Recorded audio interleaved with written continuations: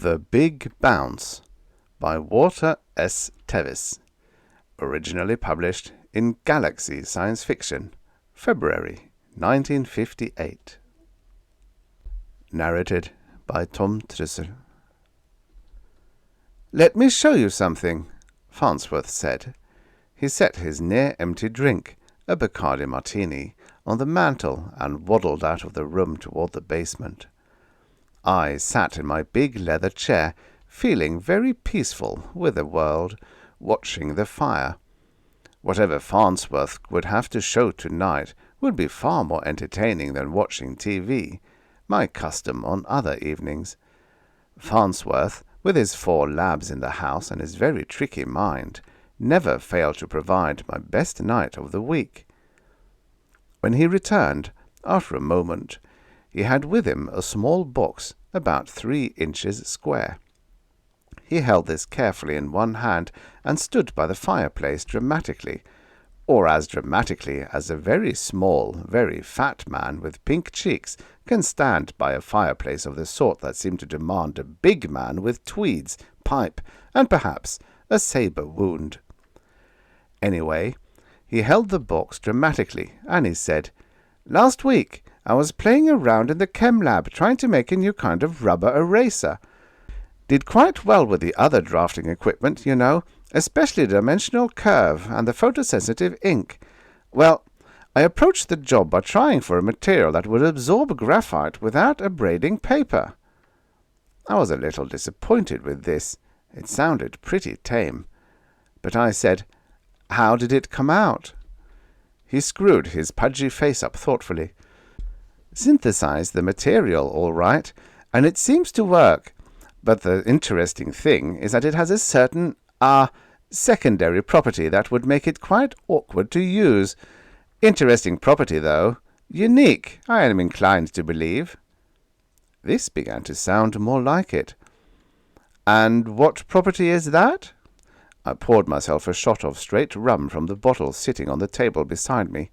I did not like straight rum, but I preferred it to Farnsworth's rather imaginative cocktails. "I'll show you, John," he said. He opened the box, and I could see that it was packed with some kind of batting. He fished in this, and withdrew a grey ball about the size of a golf ball, and set the box on the mantel. "And that's the eraser?" I asked. "Yes," he said. Then he squatted down, held the ball about a half-inch from the floor, dropped it. It bounced, naturally enough. Then it bounced again. And again. Only this was not natural, for on the second bounce the ball went higher in the air than on the first, and on the third bounce higher still. After half a minute, my eyes were bugging out, and the little ball was bouncing 4 feet in the air and going higher each time. I grabbed my glass. "What the hell?" I said. Farnsworth caught the ball in a pudgy hand and held it. He was smiling a little sheepishly. "Interesting effect, isn't it?"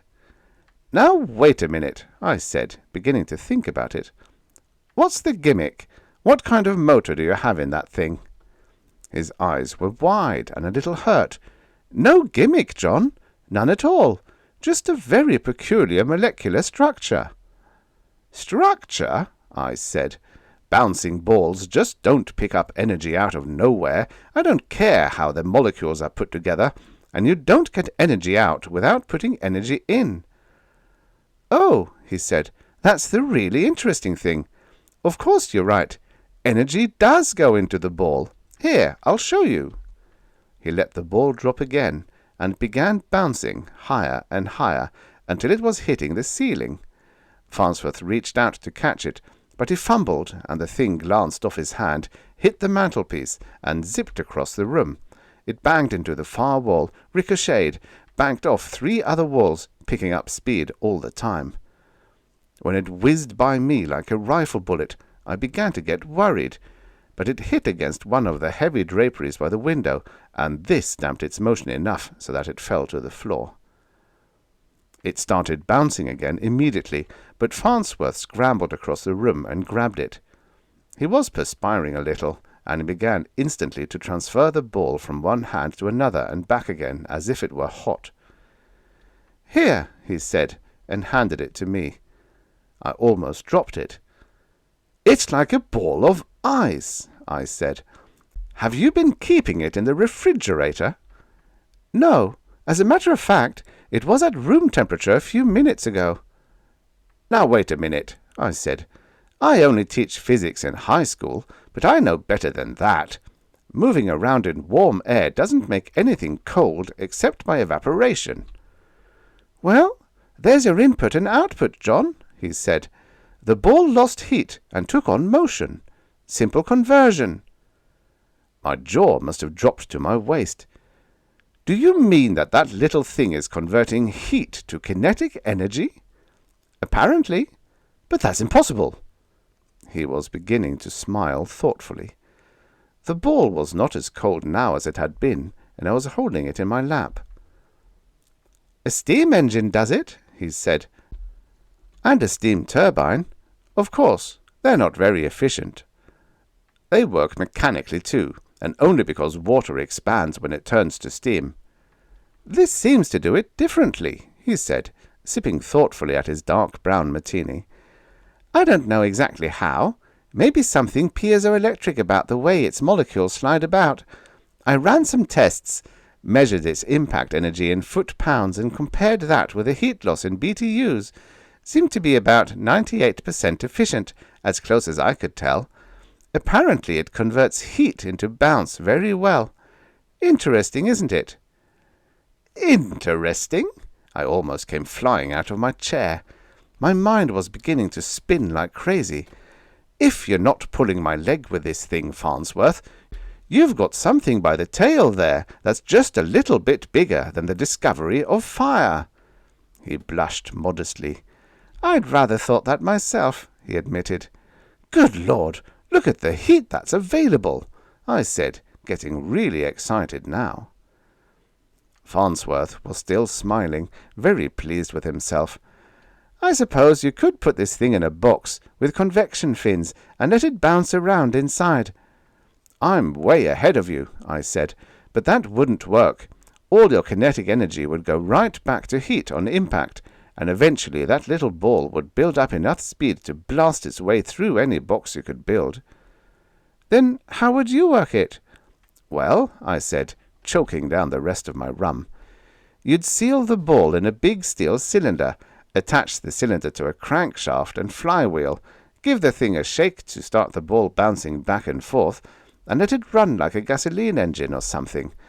It would get all the heat it needed from the air in a normal room, mount the apparatus in your house, and it could pump your water, operate a generator, and keep you cool at the same time." I sat down again, shakily, and began pouring myself another drink. Farnsworth had taken the ball from me and was carefully putting it back in its padded box. He was visibly showing excitement, too. I could see that his cheeks were ruddier and his eyes even brighter than normal. "But what if you want the cooling and don't have any work to be done?" "Simple," I said. "You just let the machine turn a flywheel or lift weights and drop them, or something like that, outside your house. You have an air intake inside, and if, in the winter, you don't want to lose heat, you just mount the thing in an outside building, attach it to your generator, and use the power to do whatever you want. Heat your house, say. There's plenty of heat in the outside air even in December." "John," said Farnsworth, "you are very ingenious. It might work." "Of course it'll work." Pictures were beginning to light up in my head. "And don't you realize that this is the answer to the solar power problem? Why, mirrors and selenium are, at best, 10% efficient. Think of big pumping stations on the Sahara. All that heat, all that need for power, for irrigation." I paused a moment for effect. "Farnsworth, this can change the very shape of the earth." Farnsworth seemed to be lost in thought. Finally he looked at me strangely and said, "Perhaps we had better try to build a model." I was so excited by the thing that I couldn't sleep that night. I kept dreaming of power stations, ocean liners, even automobiles being operated by balls bouncing back and forth in cylinders.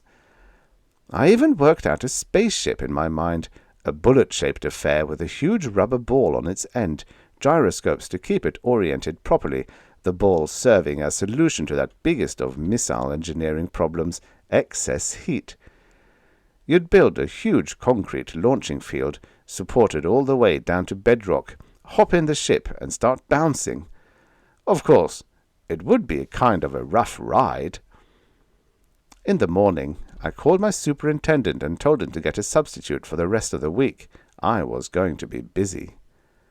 Then I started working in the machine shop in Farnsworth's basement, trying to turn out a working model of a device that, by means of a crankshaft, oleodampers, and a reciprocating cylinder, would pick up some of that random kinetic energy from the bouncing ball and do something useful with it, like turning a drive shaft. I was just working out a convection and air pump system for circulating hot air around the ball when Farnsworth came in. He had tucked carefully under his arm a sphere of about the size of a basketball, and, if he had made it to my specifications, weighing 35 pounds. He had a worried frown on his forehead. "It looks good," I said. "What's the trouble?" "There seems to be a slight hitch," he said. "I've been testing for conductivity. It seems to be quite low." "That's what I'm working on now. It's just a mechanical problem of pumping enough warm air back to the ball. We can do it with no more than 20% efficiency loss. In an engine, that's nothing." "Maybe you're right, but this material conducts heat even less than rubber does." "The little ball yesterday didn't seem to have any trouble," I said. "Naturally not. It had had plenty of time to warm up before I started it, and its mass-surface area relationship was pretty low. The larger you make a sphere, of course, the more mass inside in proportion to the outside area." "You're right, but I think we can whip it. We may have to honeycomb the ball and have part of the work the machine does operate a big hot air pump, but we can work it out." All that day I worked with lathe, milling machine, and hacksaw. After clamping the new big ball securely to a workbench, Farnsworth pitched in to help me. But we weren't able to finish by nightfall, and Farnsworth turned his spare bedroom over to me for the night. I was too tired to go home. And too tired to sleep soundly, too.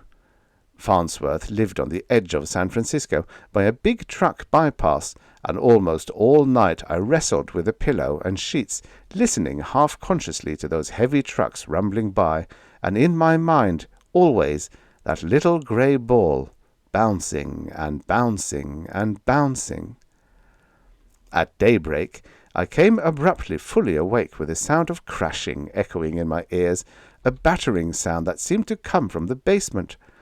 I grabbed my coat and pants, rushed out of the room, almost knocked over Farnsworth, who was struggling to get his shoes on out in the hall, and we scrambled down the 2 flights of stairs together. The place was a chaos. Battered and bashed equipment everywhere, and on the floor, overturned against the far wall, the table that the ball had been clamped to. The ball itself was gone. I had not been fully asleep all night, and the sight of that mess and what it meant jolted me immediately awake. Something, probably a heavy truck, had started a tiny oscillation in that ball, and the ball had been heavy enough to start the table bouncing with it until, by dancing that table around the room, it had literally torn the clamp off and shaken itself free. What had happened afterward was obvious, with the ball building up velocity with every successive bounce. But where was the ball now? Suddenly Farnsworth cried out hoarsely, "Look!" and I followed his outstretched pudgy finger to where, at one side of the basement, a window had been broken open. A small window, but plenty big enough for something the size of a basketball to crash through it. There was a little weak light coming from outdoors, and then I saw the ball. It was in Farnsworth's backyard, bouncing a little sluggishly on the grass. The grass would damp it, hold it back, until we could get to it, unless... I took off up the basement steps like a streak. Just beyond the backyard, I had caught a glimpse of something that frightened me. A few yards from where I had seen the ball was the edge of the big 6-lane highway, a broad ribbon of smooth, hard concrete. I got through the house to the back porch, rushed out, and was in the backyard just in time to see the ball take its first bounce onto the concrete. I watched it, fascinated, when it hit. After the soft, energy-absorbing turf, the concrete was like a springboard. Immediately the ball flew high in the air. I was running across the yard toward it, praying under my breath, "Fall on that grass next time." It hit before I got to it, and right on the concrete again, and this time I saw it go straight up at least 50 feet. My mind was suddenly full of thoughts of dragging mattresses from the house, or making a net or something to stop that hurtling 35 pounds. But I stood where I was, unable to move, and saw it come down again on the highway. It went up 100 feet, and down again on the concrete about 15 feet further down the road, in the direction of the city. That time it was 200 feet, and when it hit again, it made a thud that you could have heard for a quarter of a mile. I could practically see it flatten out on the road before it took off upward again, at twice the speed it had hit at. Suddenly generating an idea, I whirled and ran back to Farnsworth's house. He was standing in the yard now, shivering from the morning air, looking at me like a little lost and badly scared child. "Where are your car keys?" I almost shouted at him. "In my pocket. Come on." I took him by the arm and half-dragged him to the carport. I got the keys from him, started the car, and by mangling about 7 traffic laws and 3 prize rose bushes, managed to get on the highway, facing in the direction that the ball was heading. "Look," I said, trying to drive down the road and search for the ball at the same time. "It's risky, but if I can get the car under it and we can hop out in time, it should crash through the roof. That ought to slow it down enough for us to nab it." "But what about my car?" Farnsworth bleated. "What about that first building, or the first person it hits in San Francisco?" "Oh," he said, "hadn't thought of that." I slowed the car and stuck my head out the window. It was lighter now, but no sign of the ball. "If it happens to get to town, any town for that matter, it'll be falling from about 10 or 20 miles, or 40. "Maybe it'll go high enough first so that it'll burn, like a meteor." "No chance," I said. "Built-in cooling system, remember?" Farnsworth formed his mouth into an O, and exactly at that moment there was a resounding thump, and I saw the ball hit in a field, maybe 20 yards from the edge of the road, and take off again. This time it didn't seem to double its velocity, and I figured the ground was soft enough to hold it back. But it wasn't slowing down either, not with a bounce factor of better than 2 to 1.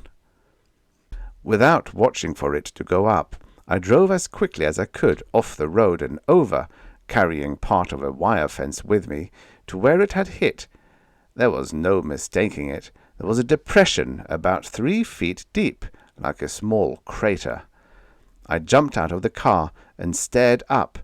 It took me a few seconds to spot it over my head. One side caught by the pale and slanting morning sunlight, it was only a bright diminishing speck. The car motor was running, and I waited until the ball disappeared for a moment and then reappeared. I watched for another couple of seconds until I felt I could make a decent guess on its direction, hollered at Farnsworth to get out of the car. It had just occurred to me there was no use risking his life too. Dove in, and drove 100 yards or so to the spot I had anticipated. I stuck my head out the window and up. The ball was the size of an egg now. I adjusted the car's position, jumped out, and ran for my life. It hit instantly after, about 60 feet from the car, and at the same time it occurred to me that what I was trying to do was completely impossible. Better to hope that the ball hit a pond, or bounced out to sea, or landed in a sand dune. All we could do would be to follow, and if it ever was damped down enough, grab it. It had hit soft ground and didn't double its height that time, but it had still gone higher. It was out of sight for almost a lifelong minute. And then, incredibly rotten luck, it came down with an ear-shattering thwack on the concrete highway again. I had seen it hit, and instantly afterward I saw a crack as wide as a finger open along the entire width of the road. And the ball had flown back up like a rocket. My God, I was thinking, now it means business, and on the next bounce... It seemed like an incredibly long time that we craned our necks, Farnsworth and I, watching for it to reappear in the sky. And when it finally did, we could hardly follow it. It whistled like a bomb, and we saw the grey streak come plummeting to earth almost a quarter of a mile away from where we were standing. But we didn't see it go back up again. For a moment we stared at each other silently. Then Farnsworth almost whispered, "Perhaps it's landed in a pond." "Or in the world's biggest cow pile," I said. "Come on." We could have met our deaths by rock salt and buckshot that night, if the farmer who owned that field had been home. We tore up everything we came to getting across it, including cabbages and rhubarb, but we had to search for 10 minutes, and even then we didn't find the ball. What we found was a hole in the ground that could have been a small-scale meteor crater. It was a good 20 feet deep, but at the bottom, no ball. I stared wildly at it for a full minute before I focused my eyes enough to see, at the bottom, 1,000 little grey fragments.